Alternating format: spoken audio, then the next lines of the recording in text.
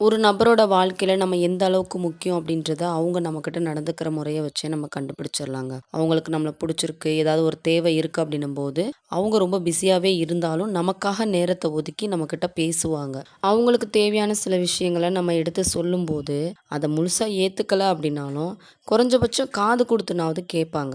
தன்னோட பர்சனல் விஷயங்கள நம்ம கூட ஷேர் பண்ணணும் அப்படின்னு நெனைப்பாங்க. அவங்க நம்ம மேல அக்கறையா இருக்கிறாங்களோ இல்லையோ, அது அடுத்த விஷயம். ஆனா, நம்ம அவங்க மேல அன்பாவும், அக்கறையாவும் இருக்கணும் அப்படின்னு எதிர்பார்ப்பாங்க.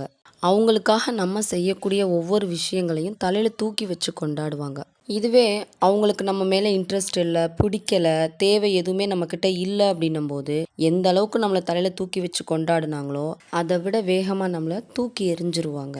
இது எல்லா உறவுகளுக்குள்ளே இருக்கக்கூடிய ஒரு பொதுவான விஷயங்கள் தான். அதனால உறவுகளே வேணான்னு நம்ம தனிமையா வாழவும் முடியாது. உறவுகள் வேணும் தான். ஆனா, அந்த உறவுகள் கிட்ட நம்ம எந்த விதத்துல பழகுறோம் அப்படின்றது தான் ரொம்ப முக்கியம். அதனால எப்படியாப்பட்ட உறவா இருந்தாலும் உங்களோட எல்லை என்ன அப்படின்றத தெரிஞ்சு பழகுங்க.